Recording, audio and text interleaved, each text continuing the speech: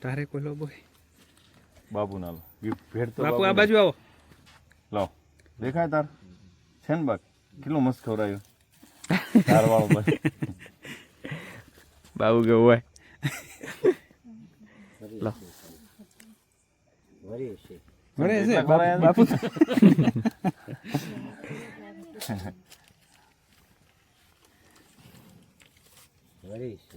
એમ વિશ્વાસ છે બાપુને હજી સાહેબ બધા સાહેબ આયા અંદર તમને ન કીધું કે મારે લોખંડનું હોવું જોઈએ સાહેબ નથી ને સાહેબ હોય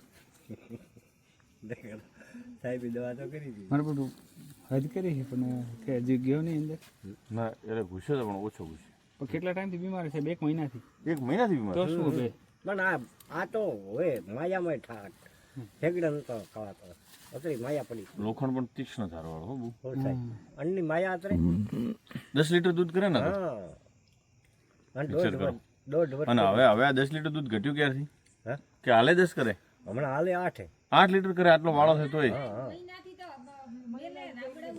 હમણાં તો આ પીડા કરી લીટર થી 2 લીટર ને મેલે હમણે પીડા કરી દવા કર્યા કે તોરે બીજાડે થોડી અમારે આ દવા કર્યા હતા બાદ મેં એને ફૂંકારો આવ્યો હા ગોવિંદભાઈ છે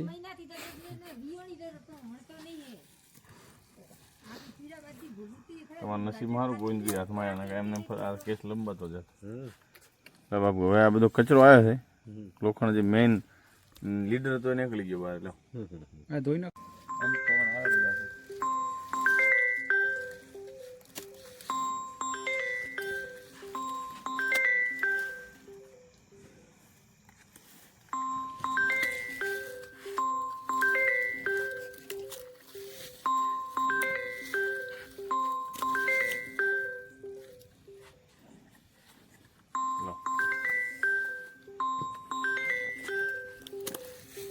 રેડી ગોવિંદભાઈ આ જલ્દી પૂરો થોડો શેષ ઉજર માર દી પૂજા આવતો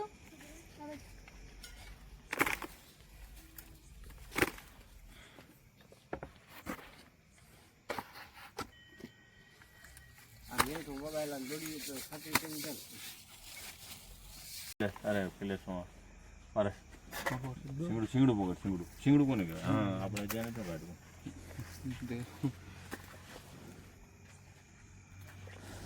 ઘણી વાર પાછું થતું હોય બાળક ગોવિંદભાઈ એવા કેસો મને જોવા મળે રિકરન્સ થાય પેલા તો વળે સાહેબ લાગે આવી ગયો મેળાવાળા સોલ્વ થઈ ગયો હું એમ કહેતો હતો મેં કીધું હા ફોન કરજો સોમવારે હું જઈશ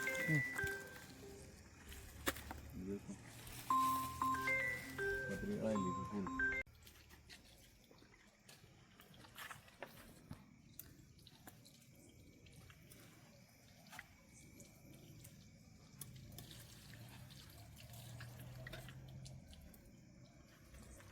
ચર્ચા કરો તમારે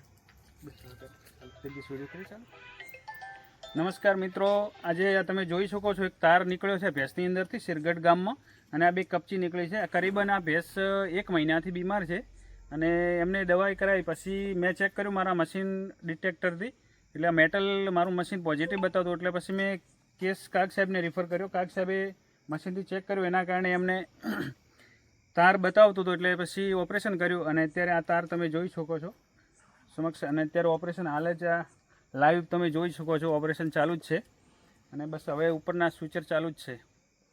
હવે વધારાની સલાહ તમને કાગ સાહેબ આપશે ટોકા લેતા પશુપાલક મિત્ર આમાં કેવું છે, આ વિડીયો બનાવવાનો મકસદ અમારો એ છે કે જનરલી કેવું પશુ માલિક હોય ભેંસ વારંવાર તાવ આવવો, ક્યારેક આફરો ચડવો, ખોરાકમાં અરુચિ રહેવી, ગમે એટલી સેવા આપણે કરીએ છતાં ભેંસ થાકેલી રહેતી હોય, આવા પશુઓની અંદર ઘણીવાર એને ખોરાકમાં આવા લોખંડના પથ્થર જેમ આવ્યા છે, આ તાર આટલો મોટો છે, જુઓ કેટલી વેદના કરતો હોય.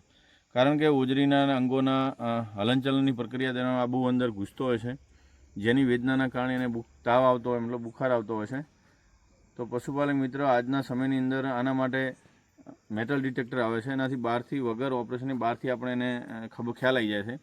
તદુપરાંત ધારો કે આપણને મેટલ ડિટેક્ટરથી આઈડિયા નથી આવતી તો આજના સમયની અંદર એક્સરે બી થાય છે એક્સરેની અંદર આપણે એ બી જાણી શકીએ છીએ કે અંદર એલો તાર છે એ શેનો છે, લોખંડ તાર, શાર્પ ફોરેન બોડી છે કે નોન પેનિટ્રેટિંગ છે, કઈ રીતનો એનો ખ્યાલ આવી શકે. તો મિત્રો આ વિડીયો વધારેમાં વધારે શેર કરો, જેના કારણે અમુક પશુ માલિકોને બી ખ્યાલ આવે અને એમનું મૂંગું પ્રાણી અને બચી કાકાનો શકાય. લઈ લો રિવ્યુ. અને 10 લીટર દૂધ વાળી ભેંસ છે આ રહ્યા, જો કાકાને પૂછી લો તમે. 10 લીટર દૂધ. કાકા કયું ગામ છે તમારું? શેરગઢ સાહેબ. બરાબર, નામ બોલો તમારું આખું. પરબુધના શેરગઢ. આ ભેંસનું દૂધ કેટલું હોય? 10 લીટર. બરાબર. 10 લીટર. અત્યારે તમારે આજ મહિનો 1.5 મહિનો પાકમાં થઈ ગયો. હમ. હા હા. પછી તમે શું કર્યું? આ રહ્યા ભેંસ. આ સાહેબને બોલાવીને આ ઓપરેશન આ કરાયું ટેસ્ટિંગ. માહિતી તાર નીકળ્યો, મજબૂત તાર એ કોઈ હોય છે આગળ તાર અને દવાઈ ઘણી કરાવી સરકારી ડૉક્ટરોની ઓલાઓની આ, પણ સાહેબે આ કરવું આ મારું કામ કરી ગયું.